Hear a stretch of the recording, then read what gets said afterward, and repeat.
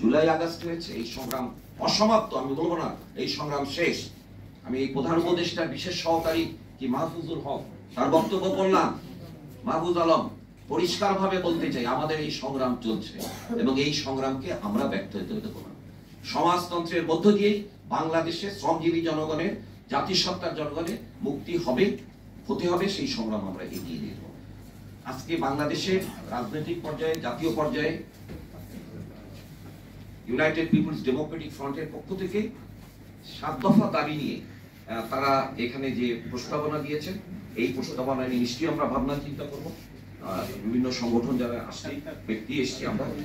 আর একটা জিনিস আমরা পরিষ্কার বলতে চাই, এখানে জিনিসটা আমার কাছে চোখে লেগেছে 6 নম্বরে তথাকথিত সীমান্ত সড়ক। আমাদের রাষ্ট্রীয় বাংলাদেশের অখণ্ডতার জন্য যদি সড়ক করতে হয়, সেই সড়ক কিন্তু করতে হবে আপনার। কিন্তু এটা খুব পরিষ্কার যে কোনো কিছু প্রাকৃতিক পরিবেশ, জীববৈচিত্র্য বিনষ্ট করে করা যাবে না। পর্যটন বা অন্যান্য যাই করা হোক, পরিবেশকে সেখানে রক্ষা করতে হবে। সেখানে পর্যটনও যদি করতে হয়, সেটা ওই পার্বত্য অঞ্চলের নিজস্ব বৈশিষ্ট্য নিজে করতে হবে। এই আধুনিকীকরণের নামে 5 তারা হোটেল করবেন, আমোদ ফুর্তি করবেন, ওখানকার প্রাকৃতিক বৈশিষ্ট্য নষ্ট করবেন, ওখানকার জনগণকে, জাতিসত্তার জনগণকে ভূমি থেকে উচ্ছেদ করবেন, তাদের সংস্কৃতি ধ্বংস করবেন, সেটা চলবে না। ইতিমধ্যে আমাদের সংস্কৃতি তো নানা সাম্রাজ্যবাদী সংস্কৃতির আগ্রাসনে আমরা পিষ্ট হয়ে আছি।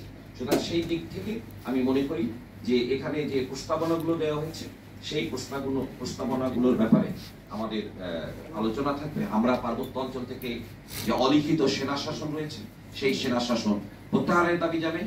আমরা পরিষ্কার বলতে চাই যে স্বরাষ্ট্র মন্ত্রণালয়ের যে 11 দফা নির্দেশনা রয়েছে, সেটা বাতিল করতে হবে এই অন্তর্বর্তীকালীন সরকারকে।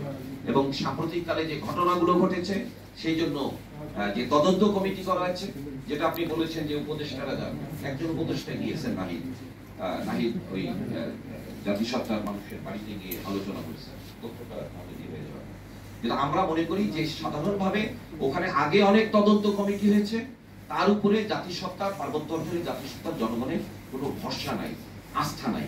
ফলে এখানে যে কমরেড মাইকেল চাকমা যে প্রস্তাব দিয়েছেন গণতদন্ত কমিটি, আমরা মনে করি এই গণতদন্ত একটি কমিটি করা দরকার এবং সেখানে গিয়ে বাস্তবে দেখা দরকার সেই ঘটনাগুলো।